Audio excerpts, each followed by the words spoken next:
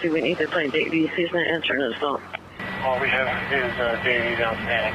One officer.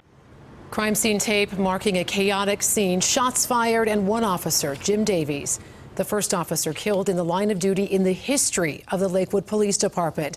And just this afternoon, Lakewood Police confirming Davies was killed by another officer's bullet. A tragic turn of events for the close-knit department. We have team coverage of these developments, including Call 7 investigator Kelly Raybon, learning more about the home where he was shot. But we start with Russell Haythorne. Russell, you've been breaking down what went wrong. Yeah, John, there's still some tape up out here, but the road is now open to the public. Obviously, last night there were a lot of officers out here and it was pitch black, so there was some chaos. The officer tells the police department that he saw a silhouetted figure.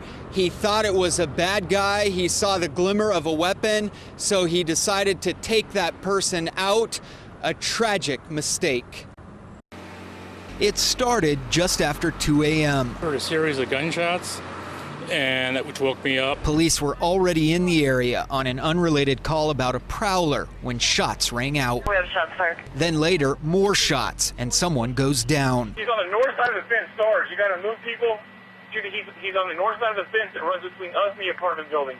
Hispanic male, shaved head, black semi-auto. That's when they went out the front door on 20th here and locked down. The policeman chased me back in the building. Only later would we learn both officers involved were less than 10 feet apart on opposite sides of the fence.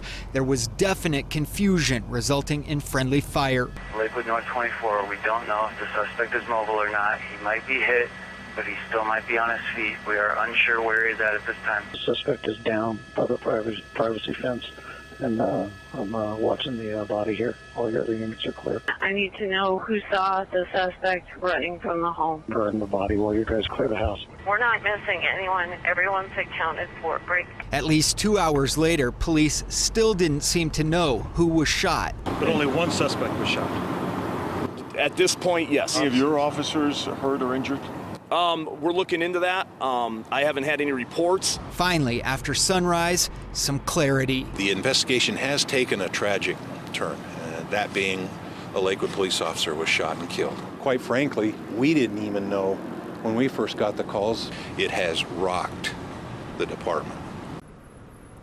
So again, investigators still combing through some evidence out here. We're told this process could take through the weekend because in friendly fire situations like this, they have to be so incredibly thorough with the processing of evidence. Live in Lakewood, Russell Haythorne, back to you guys. Officer James Davies was a family man. He leaves behind a wife and 2 children. Davies was a member of Lakewood's Special Enforcement Team, and that team investigates a variety of gang-related crimes in hopes of suppressing the city's most serious criminal activity. And we continue our team coverage with 7 News reporter Lindsay Sablon and outside the Lakewood Police Department. And Lindsay, police say this is the absolute worst scenario for them. John, a spokesperson for the Lakewood Police, says this department has 2 victims. First, Officer Jim Davies, who was shot and killed this morning, then his colleague, who mistook him for a suspect. Now their fellow officers are mourning the death of the first officer this department has ever lost. There's probably no one there having a more difficult time than the chief. And this has affected our entire department very, very deeply. You could see it on his face. You could hear it in his voice. This family struggling with the loss of their brother and colleague, Officer Jim Davies. Friends saying the 35-year-old was a dedicated, family-oriented, and religious man. There's just no words that I can come up with to say that we're shocked, to say that we're heartbroken, seems rather inadequate. A shot was fired, striking one of our officers. Denver Police Chief Robert White understands that feeling. His department buried Officer Selena Hollis after she was shot and killed in June. I would tell you, a little piece of me is lost each and every time. Denver police wearing badges slashed with black tape today honoring Officer Davies. We're a family, you know. We work with all the departments in this region, and what happens to one of us actually impacts all of us. Departments throughout the Denver metro area and state sending their condolences via Twitter, a message repeated throughout the law enforcement community. And you can see flags at half-staff outside of the Lakewood Police Department. A very tragic day again for this department here. As for funeral arrangements, we're told those are still in the works and do not have specifics at this time. Live in Lakewood, Lindsay Sablon, 7 News. Call 7 investigator Kelly Raybon continues our team coverage. Kelly, 3 people at that home where all this went down, they are being questioned by police. Teresa, that's right. We want to be clear that those 3 people have not been arrested at this time, only questioned. Neighbors tell me that there hasn't been a history of problems at that house, but what happened last night definitely impacted them and the neighborhood. It just really caught me by surprise in the middle of the night. It was just after 2 a.m. when Esther Flanagan says she woke up to chaos. Shots fired. All black.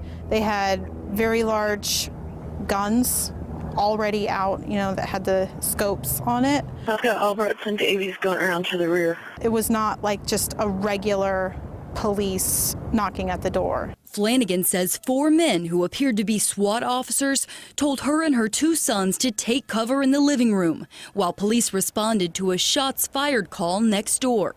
The family would spend 2 hours face down on the floor. Flanagan says she could hear her neighbor, 37-year-old Joe Ruiz, arguing with officers. I heard him say, "You need a search warrant to search my house. You can't come in my house." I don't know what was asked, but he replied, "I have 3 dogs." Several minutes later, gunfire. I heard 3 shots fired, and you could see the flash from the shots, all 3 of them. Flanagan says that she's never had an issue with the neighbors except for their barking dogs, which she described as aggressive. We checked and the owners do not have criminal records. Police say the only recent call was for service for an alarm call in July. Ruiz has owned the house for a decade, according to property records. Live in the newsroom, I'm Call 7 investigator Kelly Raybon. And 7 News did some checking. The last time a police officer in our state was killed by another officer was back in 1984 when North Glen officer E.B. Raines was shot during a call at a home. A North Glen park is now named in his memory.